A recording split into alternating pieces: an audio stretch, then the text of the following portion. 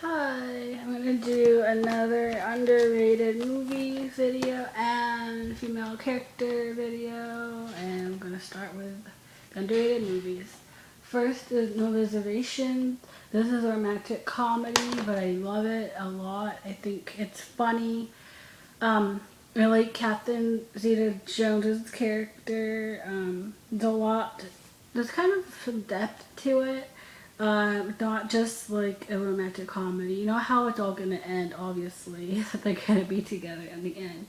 But I just think it's so well done. And I like romantic comedies, but I like it when they're like have a unique spin to them because I feel like makes it a little more interesting, even though you know how it's gonna all turn out. But I just love it. And I think they were great together. Catherine Zeta-Jones and Aaron Eckhart, I feel like they worked really well together. And it had Abigail Breslin, it has her, and I like her, so it's good stuff. Next is Music of the Heart. This movie is wonderful, and everybody needs to see it because no one talks about it. It got 2 thumbs up from Roger Ebert, and so yeah, he liked it.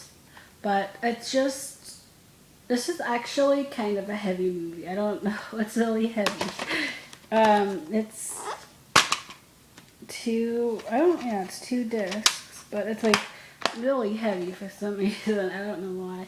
But this is a Meryl Streep film that I don't think anyone's heard of before, or like, cause I hear obviously like the big ones. Like I watched Bridget in Madison County last night, and people have heard of that one.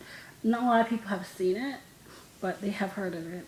They've not people who like Meryl Streep have not really heard of this. Like really big fans, and like I mention it and they're like, oh, I haven't heard of that movie. So it's like, but it's so good. It's based on a true story, and I don't know how accurate it is. I think it's pretty accurate for the most part, but you need to watch it. It's great. Next is In the Good Old Summertime. This one is definitely not one that people talk about because I've never heard anyone talk about this. It's always an Wizard of Oz, A Star is Born, Meet Me in St. Louis. Like, those are her well-known ones. I know that there's others, and I have them, like, Easter Parade too. Like, Summer Stock. I don't know if Summer Stock is really that known, really, but I like it. But anyway, In the Good Old Summertime. This is actually kind of a Christmas movie, so it's kind of weird that it's called In the Good Old Summertime. There's The Shop Around the Corner, which is Jimmy Stewart, and that is what this is. It's a remake, kind of that. And then You've Got Mail is a remake of Shop Around the Corner, because hence in the movie, Meg Ryan's store is called Shop Around the Corner, so that's what it's based on. The thing is back in the day, if a movie did really well, they only shot it once. That was it. So if did well, they didn't have a way to just keep it in the theater. They like took it out. It was like one night only. And they didn't have a way of like they really don't really know. I don't know if they didn't know how. They just didn't have a way back then to show a movie more than once. So if it did well, they would redo it with a different cast. Sometimes they would do the same cast, but mostly they're different cast. And it's like the same story, but with a different name, of course. This is what In the Good Old Summertime is. It's just like Up Around the Corner did well, so they just redid it, and this is that movie. So yeah.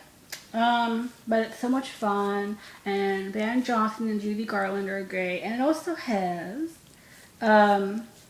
Buster Keaton, which I love so much, and then it also has S.Z.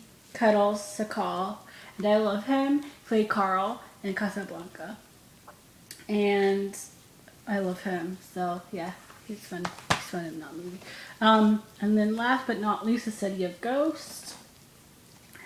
I have seen this movie more than I can count because I got obsessed with it. I was like, I love it so much. And I know a lot of people don't like it. But it got 2 thumbs up from Roger and Noper, and I don't base movies based on that. But I love Roger Ebert a lot, and I respect him a lot. And if I like a movie and I see thumbs up from him, I'm like, oh yeah, I have the same taste as him, and that makes me kind of happy. Yeah, it's really well done. Matt Dillon, he just produced it or he directed it. He was directed by Matt Dillon, produced by Matt Dillon. I don't know if it was written by him. I don't know. I mean, I don't have the light on, so I can't really see. But yeah, it's directed by Matt. Yeah, and it stars him, of course, and James Caan, and it's very well done. And a lot of people, for some reason, they don't like it at all. It's shot in Cambodia, and I feel like Matt did a good thing during this movie because he went to Cambodia for vacation, which I don't think any celebrity would ever go to Cambodia for vacation because it's not known for like resorts and spas and stuff like that. And he stayed in the poor part of Cambodia. I'm sure there's some touristy parts, but he stayed in the real part of Cambodia where it's not like glitz and glam or whatever. So he stayed there and he met a lot of locals there. And so then when he came back to film the movie, he found them. He went and looked for them and he put them in his movie, like as extras and stuff and such. So he gave them jobs and he paid them well, paid them very well. There's a guy named who played Sulk in this movie, and the actor, he actually got like top billing, like, and it's great because he was one of the main characters, so he did get top billing, and he had never acted before, and he did well. He was so good. And there's this scene where he's a what do we call it, taxi driver guy, but you know it's like the cart, push cart guy. I don't know what you call it. I forget. But he's riding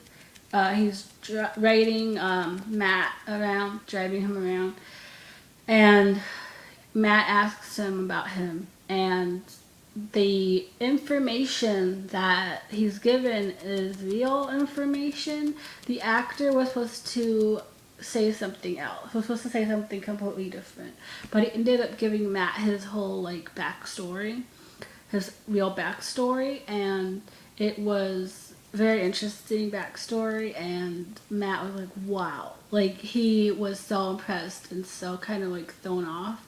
In the scene, you see him being thrown off because he wasn't prepared for that. He was prepared for like what the guy was told to say. So he was kind of thrown off in the scene, like, what?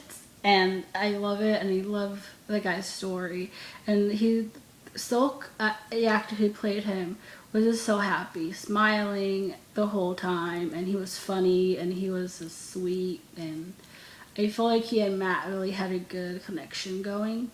They became friends, and it's just I like that Matt gave people who didn't have anything the chance to get some money and to like maybe get some exposure, and maybe try to come do movies, because a lot of them were very talented people, so they would do well if they came here to America to act. They would do well because they're really good. But that is all. You really need to see this movie. I know a lot of people I don't like it, but I love it. I've seen it a lot, so yeah. I have one more video and then I'm done. So.